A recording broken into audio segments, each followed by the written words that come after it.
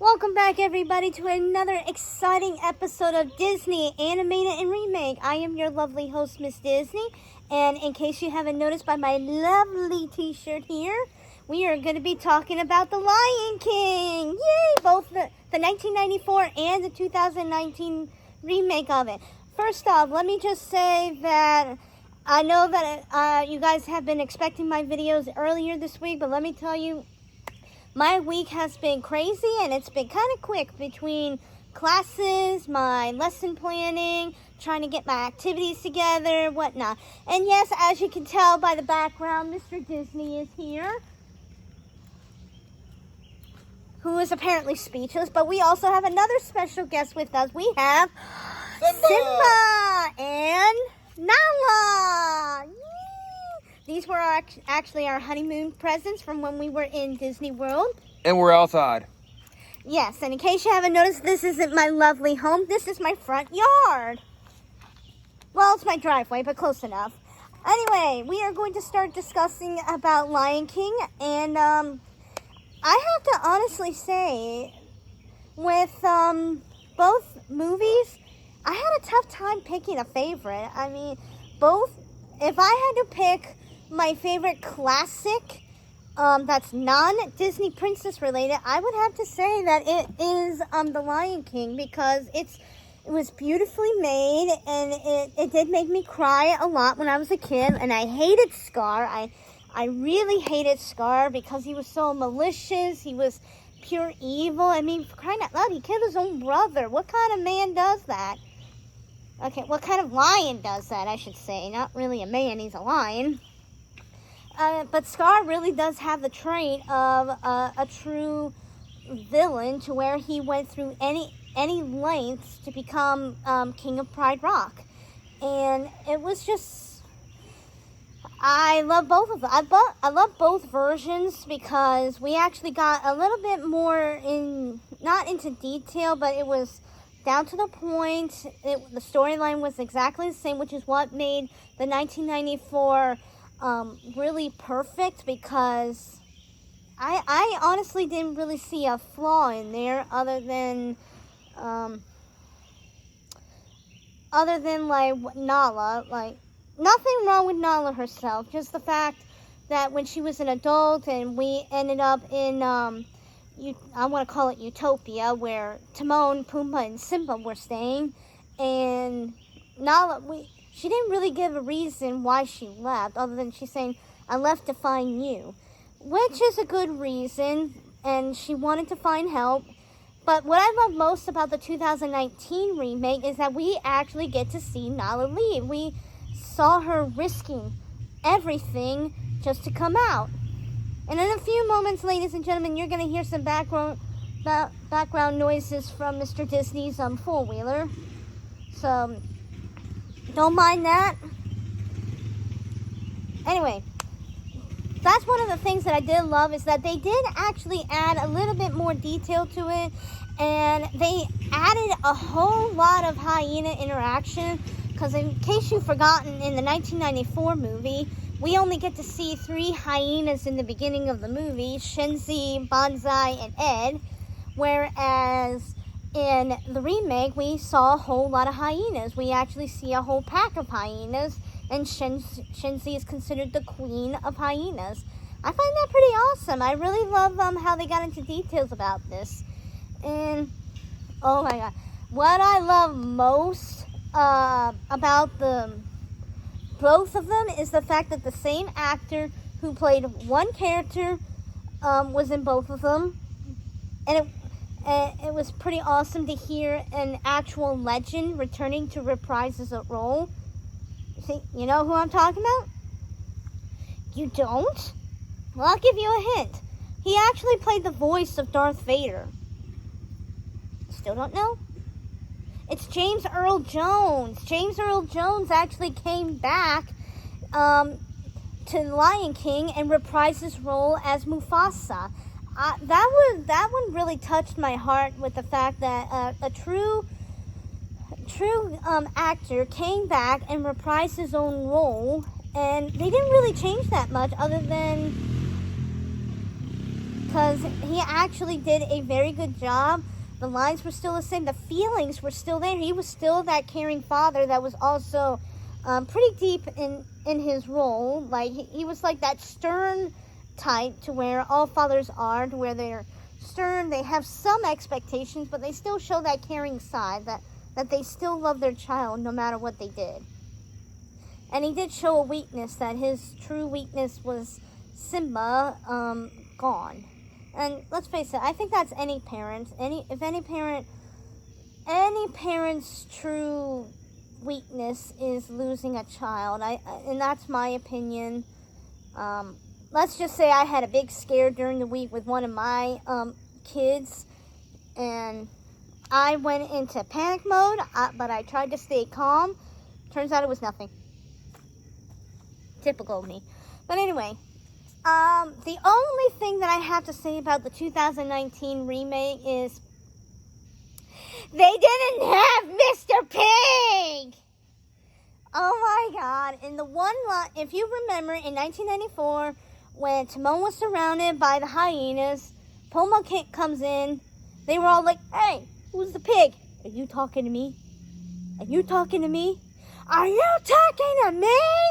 They call me Mr. Pig." And then he starts attacking. Hello?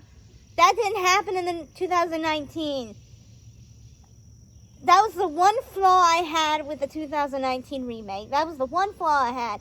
They didn't add that line, which I wish they should have. Oh my god, it was perfect and the best fit Pumbaa. Because I was really looking forward to that. I was literally going to shout in the movie theater, "Mr. Pig!" But then when that line didn't happen, I was like, I get that they were trying to estimate the bullying issue, which I do get, but come on, don't erase a classic line like that. Come on. Don't change something that was perfect. Don't change it. But above all, I think they did a very good job. They definitely do a very good job with the interaction between the characters, such as Simba stumbling upon Scar, and we actually get to see Scar not really getting along, but acting out that he was the concerned uncle. I guess there's another flaw in Scar that I should have mentioned, is I think the 1994 acting styles of Scar was a whole lot better, because with the animated Scar, we actually get to hear the emotions of Scar. We get to hear the sarcasm. We get to hear the concerned uncle voice, whereas the remake of it didn't really get to hear it a lot. And at least not at first, but like towards the end, we definitely heard it, especially when Scar and Simba were going after each other like lions. And that was Mr. Disney. So yeah, but I think in all honesty, they chose their actors very well. They chose what I love most is that they actually kept the lyrics exactly the same, and it was just completely amazing and everything. So I can't really decide which one is absolutely my favorite. I will tell you this, that growing up, Lion King was my absolute favorite, even to the point where it became so popular that the remake happened of Lion King 2, Simba's Pride. Many people did not like that one because it wasn't the original, and you know, many sequels don't really live up to the original, which is understandable. Some sequels are like that, but honestly, I love that one because it was based off one of my favorite William Shakespeare plays, Romeo and Juliet, where you have Kiara, the daughter of Simba, and Kovu, the adopted son of Scar, falling in love with each other. And Kovu had a mission to destroy Simba and became King of Pride Rock. Well, it happened just not in the way that his mother expected it. It turns out that they fell in love. There was a brutal war, but there was a lesson in there. A lesson that I think really touched me in a way. That the one line that said, "We are one." I mean, if you think about it, even if you have Pridelanders and Outlanders, they're still lions. They're still one in the same species. They still share a life, and even though they're different on the outside, we're all connected. Sisi ni sawa, which means we're the same. We are one. And I think that really is a big lesson. And even though it's hard to imagine that we are the same, we technically are. And that line, Sisi ni sawa, came from I guess you could say a mid-quill series of The Lion King called The Lion Guard, which features Simba's son, Kion, and he becomes the Lion Guard, the leader of the Lion Guard, which is a sort of soldier-based group that protects Pride Land and Pride Rock from any invaders or anybody that's threatening the kingdom. And it's only given to the second-born child of the king. That sounds familiar, don't you think? But anyway, I don't have the Lion Guard because I like the movie, but I never got into the series until season 3 when Kion went to visit the Tree of Life and he meets another lioness, and they kind of have a connection very much like his father did with Nala and how Kiara did with Kofa, and I thought that was really beautiful. Oh my god. So I never really got into it until like season 3. Ironically, it happened to be the last season. But the lessons were still there, that we are all one, and we're all Sisi ni sawa, we're the same. Sisi ni sawa means we're the same. Forget about the past when there's nothing to gain. At the end of the day, it's like water in the rain. Sisi ni sawa, we are the same. See, we're all the same. And like Kiara said, we are one. And the one thing about this movie, and I will be honest with you, when earlier this year we kind of lost, Mr. Disney was going through a moment to where he was starting to miss his grandfather. And when we rewatched The Lion King, the remake of it, I took him to the mirror. I pulled a Rafiki, let's say that. I pulled a Rafiki where I took him to the mirror and I told him to look inside, look at the mirror, look harder. His grandfather lived in him because his mom is the daughter of his grandfather. So if it wasn't for his mom, he wouldn't be here. And if it wasn't for his mom being born through his grandfather, it's the circle of life. Put it this way. I mean, it's like he said, they're never truly gone. They're there. They're just inside of us. And I think that's beautiful. And I think that's something we really need to look into, that is that we're all the same people. Even though we may look different, we act different, we're still the same. We're humans. If lions can do that, why can't we? I'm just saying. But there's also another lesson that you can't run. Oh, how could I forget Rafiki's little thing from the 1994 movie? It doesn't matter. It's in the past. The past can hurt, but the way I see it, you can either run from it or learn from it. And let's face it, that's a part of history.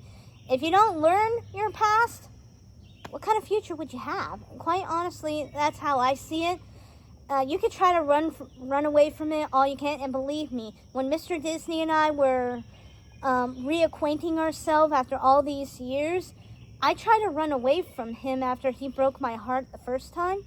I tried to run away to another county and had another relationship over there, and my past kept coming back to me. He kept popping into my life unexpectedly, and I ended up staying home more often than I wanted to. Let's face it, if you try to run away from your past, it'll eventually catch up to you. That's the honest truth, but you learn from it, and I definitely learned from my past, and that's my future is home. My home is my past. I can't run away from it because I just feel at home here. And that's the lesson that I try to teach others, is that take what you learn from your past, what you know about your past, you learn from it. And it may appear differently, but if you look really closely, like if you take your history book and you look at something that's currently happening, you kind of see a pattern going on here. You see, like this virus. We had a virus like this close to 100 years ago with the yellow fever. And I have to honestly say, and this has been a debate in my household, I'm not going to lie. I definitely understand everything that's going on, because even though it was a completely different virus 100 years ago, it still caused a lot of deaths, a lot of sickness, and a lot of recoveries that never fully recovered. And it's just something that we were totally unprepared for. And yes, granted, maybe we're still unprepared, but at least a part of me, we learn from what happened 100 years ago to better prepare ourselves. And that's something we can only do, is learn from experience, learn from the now in order to know what to do for the future. And let's just say that we definitely learned something, not a whole lot, but we're grasping something from that time onto now. Now I'm getting off topic. Whew! Okay, let's not do that. But the point I'm making, Rafiki is definitely a wise baboon. I'm not gonna lie, he did creep me out when I was a kid. Especially with that red butt. I'm not gonna lie, but he definitely has words of wisdom that I hope to give to my own students, even my own kids one day, that to never run from your past, learn from it, and sisi ni sawa, we are the same. We are all one. We may not understand it now, but I know eventually we will, and it'll definitely take time and maybe a little bit of learning ourselves. And people wonder why I love Disney so much, because if you pay very close attention to all of these Disney movies, you will see lessons in them. And it's kind of like, another thing that I love about Disney is that most of these are based off of other lessons or plays or anything in the past. Like Snow White was based off, Snow White, and there's a lesson behind it. Red Riding Hood, there's a lesson. All of the Grimm fairy tales actually contain lessons. Yeah, they may be dark and but there's lessons. You just gotta pay very close attention, read between the lines. Same thing with Disney movies. If you pay very close attention, there's a lesson there to learn. And yeah, that's just one of the reasons why Disney is so passionate to me, because it's more than just the pretty pink princesses or the talking animals or the fancy musicals. It's just something you learn from them, and it's just awesome. It's kind of like watching Marvel. You learn something from Marvel too. Yeah, you just learn a lot. I just lost my train of thought. Oh my gosh, I haven't had that happen in a while. I got wrapped up in my own thing. In overall, both Lion Kings were completely awesome. I do not have a favorite of either one of them, because like I said, they were both awesome. I can't really tell you which one I love more, which one I love less, because they were all the same. But But I will tell you this, and I bet you didn't know, Lion King, both the sequel and the original animated Lion King were based off of two William Shakespeare plays. Lion King was Hamlet, and Romeo and Juliet was this. Or, you know what I mean. You know what I mean. Alright, well, I think I better head inside because I think I felt a drop. So I'm going to end my video right now. I just want to say to all of the essential workers, thank you for your hard work. And for all of you that are returning to your daily jobs, please stay safe. Like I said, we may not know what the future may bring, but we can still live in the now. All the doctors, nurses, people in the practitioner field, please stay safe. Thank you so much for your hard work. To any students out there, please enjoy your summer. If you see me at my job during the weekends, I will most likely be there, unless the weather tells me otherwise. If you're not from here, but you're still a student, please enjoy your summer and everything. So, until next time, have a great and safe day.